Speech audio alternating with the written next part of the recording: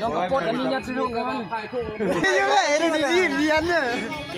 คนบุคคลวันนี้นะว่าเราเคยจะว่าเราได้แต่บึ้มไหมลุงไม้ปิ้นมันไล่ๆหอมเนี่ยมันลืมทางมันก็มีหอมมันก็เนาะปิ้นไล่เจ้าแห่ไปเลยเจ้าเอ๋ไปคนงงเอ๋นะซึ่งเป็นแห่มันก็ติดเท่าระเบือน3,500มาเด้อไอ้น้องอ่ะเพื่อจีเติมพลังอ่ะเป็นไว้เลยเด้อใส่เงินคนส่งเด้อแม่เอ๋อยากรู้แล้วแม่ก็ไม่รู้แล้วกับเจ้ามีข้ามกันได้ไปเป็นล้ำรวยจงมันสั่นใส่ลูกกันบ้านละว่ากันเลยงานละสิเราช่วยจะทิพย์เดียวเลยย่าเลยลุงมายืนตรงนั้น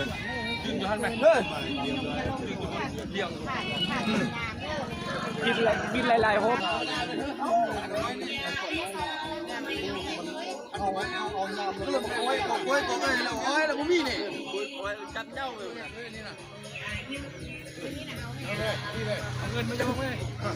ใต้มันไม่ดีครั้งแรกเลยจังใต้โต้ตัวเมื่อไรขึ้นใต้เลยน้อง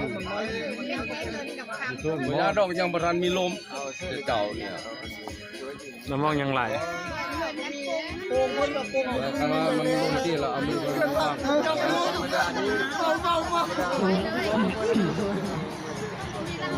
าง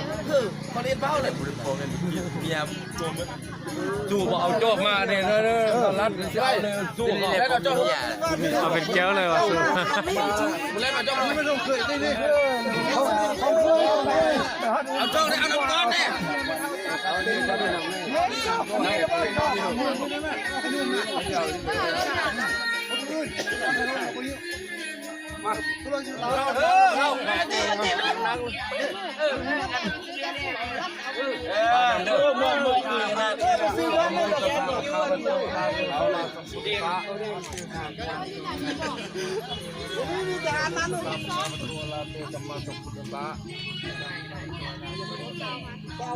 เอายาแดงเลย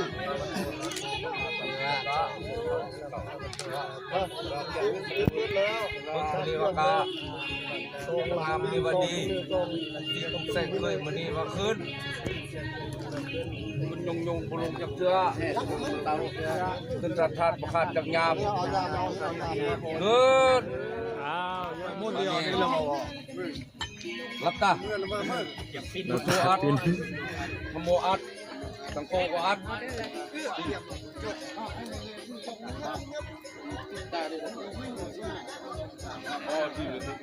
เชื่องไม่เราเอาเบี้ยเอา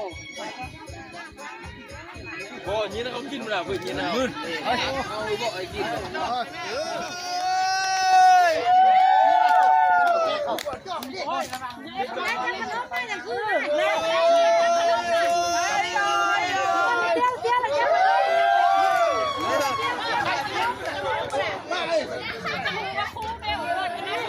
พ่อกันนานแล้วจะพ่อเลย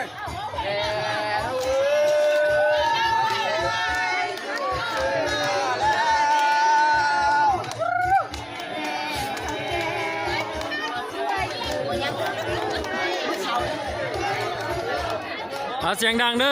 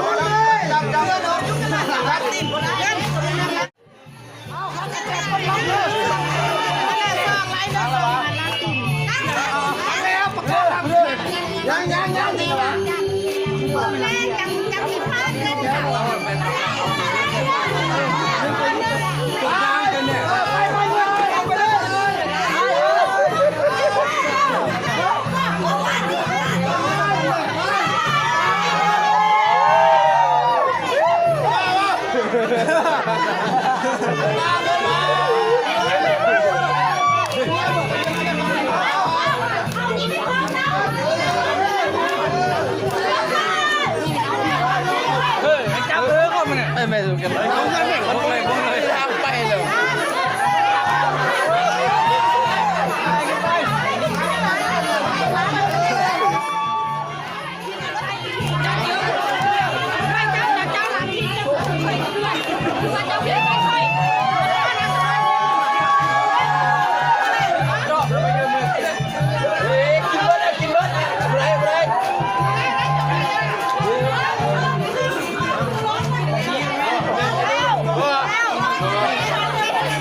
กินโลดกันเนาะ